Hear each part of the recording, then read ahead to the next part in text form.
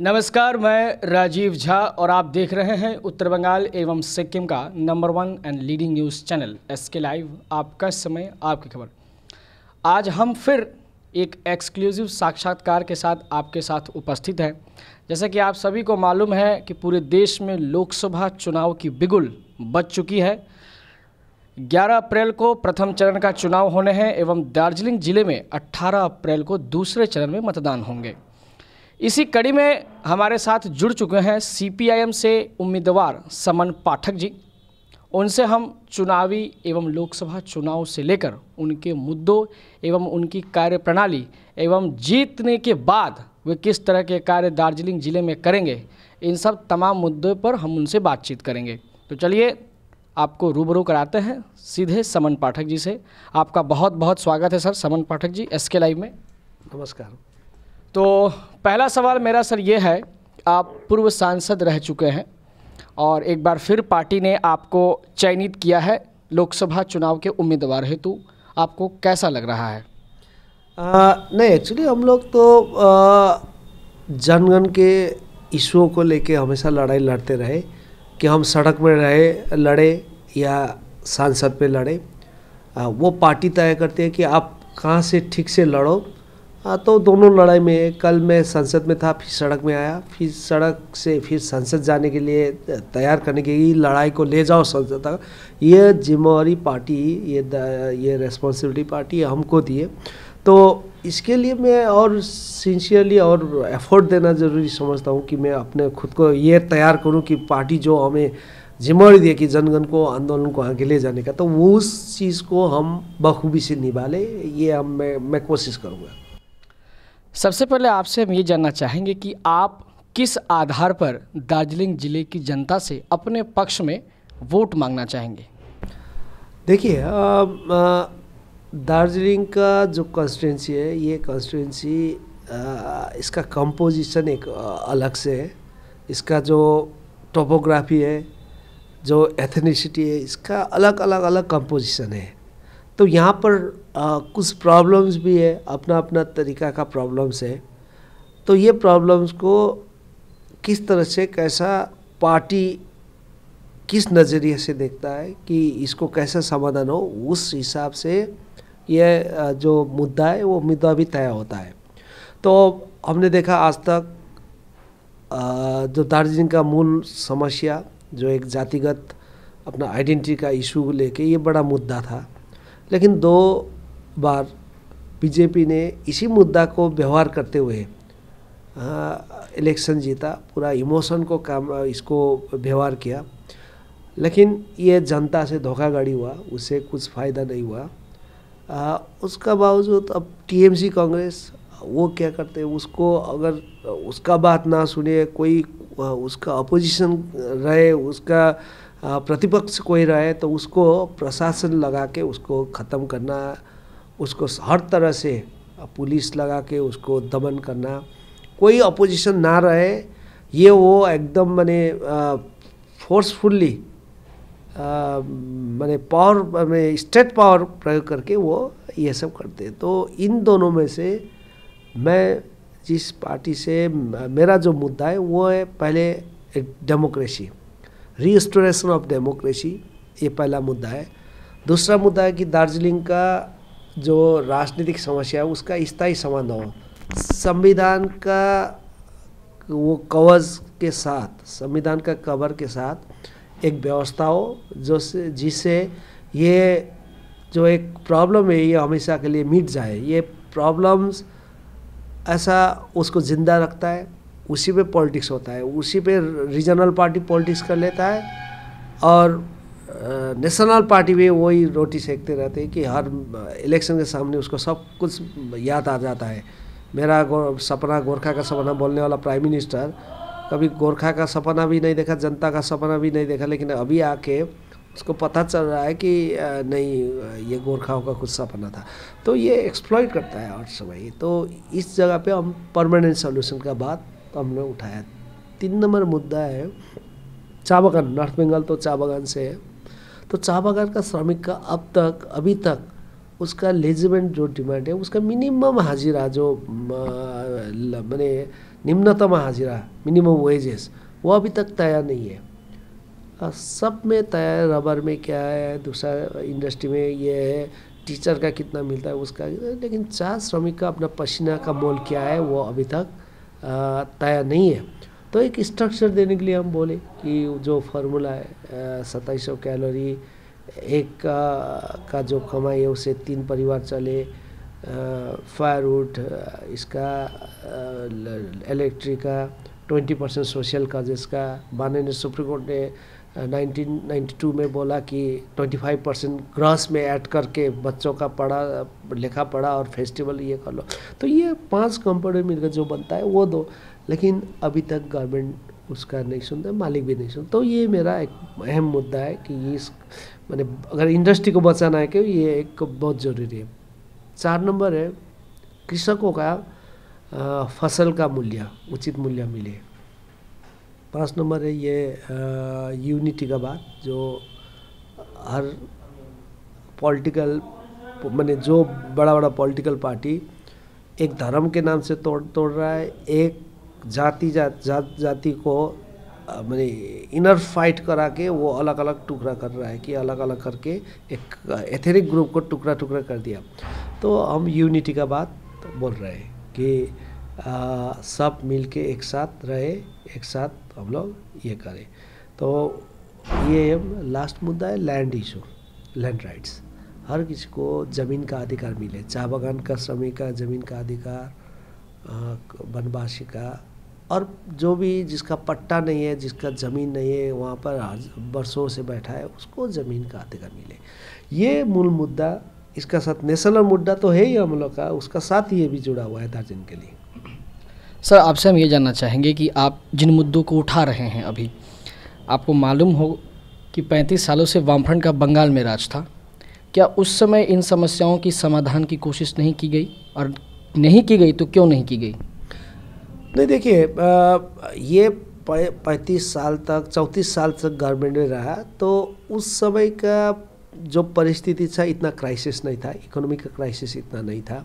उस समय जो बाज़ार का भाव था वो ये क्राइसिस नहीं, लेकिन आज इंडस्ट्री में क्राइसिस आ गया ना। आज एब्सेंटिज्म बढ़ रहा है, बागानों से वर्कर छोड़ के जा रहा है, सब चीज़ का दाम बढ़ गया, लेकिन पसीना का दाम नहीं बढ़ा, उसका मूल्य नहीं बढ़ा। तो हाँ, कहीं भूल हो तो भूल है, वो मैं ऐसा थोड़ी कहूँ कि वो तब सही था, तब नहीं किया तो अच्छा क्या, नहीं है तब करने से अच्छा होता। ये सब आज झमेला नहीं होता, नहीं हुआ तो वो फिर करेक्शन करना पड़ेगा। वो मैंने हर चीज़ तो अनुभव से सीखा जाता ना, वो इससे अपना तजुर्बा से उसको सीखा जाता है। तो लेकिन आज जो हम बोल रहे हैं कि हमने नहीं किया तो नहीं किया, भूल किया, आप करो, वो भी आप क्यों नहीं कर रहे हो? तो उसको तो मिलना चाहिए। तो इसलिए देखिए 34 सालों में लैंड इशू के लिए कि हमने सबसे सीरियसली काम किया, लेकिन लैंड इशू में 77 के बाद लेफ्ट फ्रंट आए तो भूमि सुधार पहले यहाँ हुआ।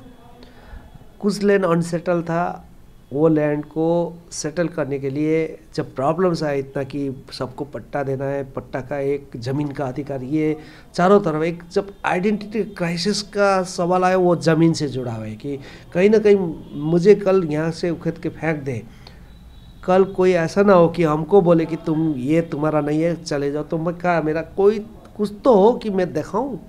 तो ज़मीन का पट्टा इसलिए बड़ा इमोशनली वो उसमें अटैच हो गया।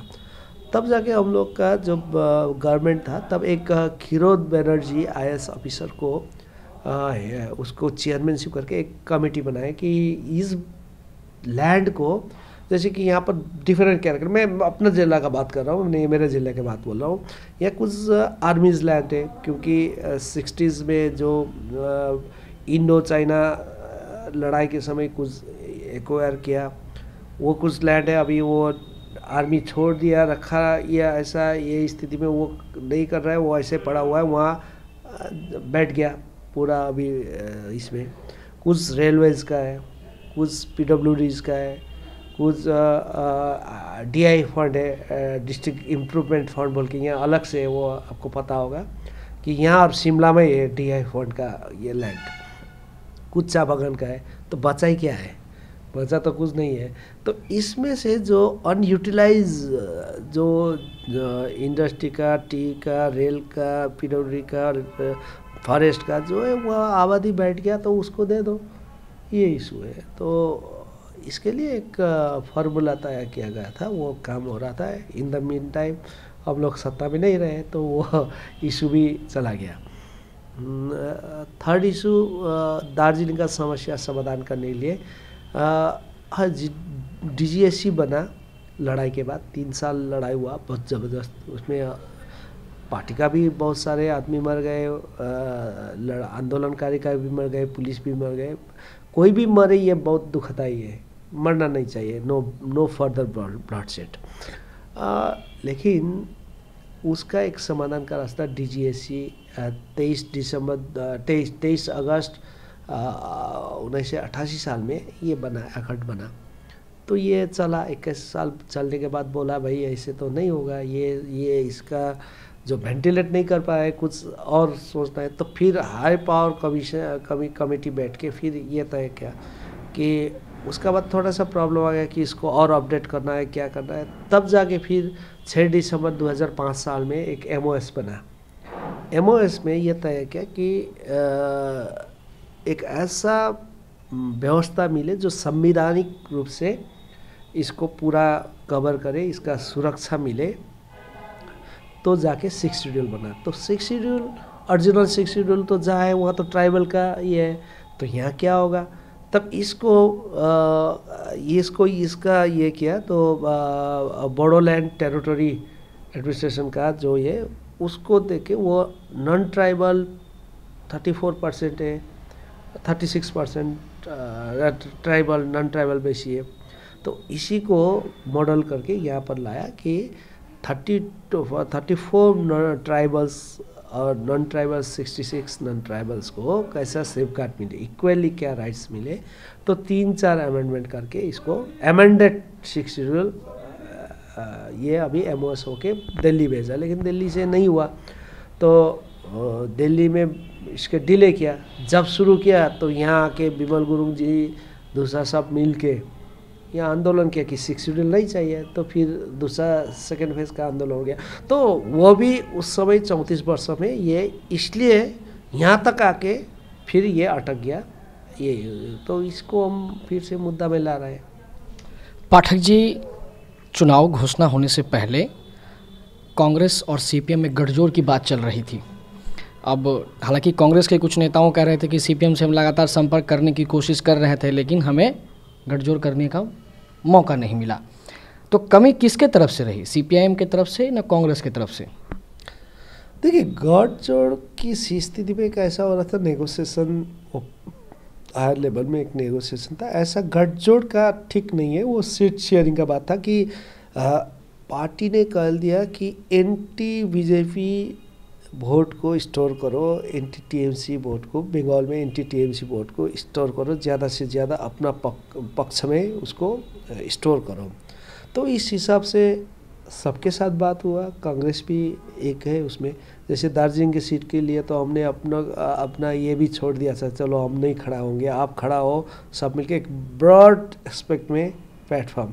आज एक जब डेमोक्रेसी के ऊपर आक्रमण आता है तो वो सबको लेके लड़ाई करो, चलो एक प्लेटफॉर्म करो। ये कहीं ऐसा ना हो कि एक माने बेसमझदारी से उसका लाभ डायरेक्ट अनडेमोक्रेटिक फोर्सेस को मिले।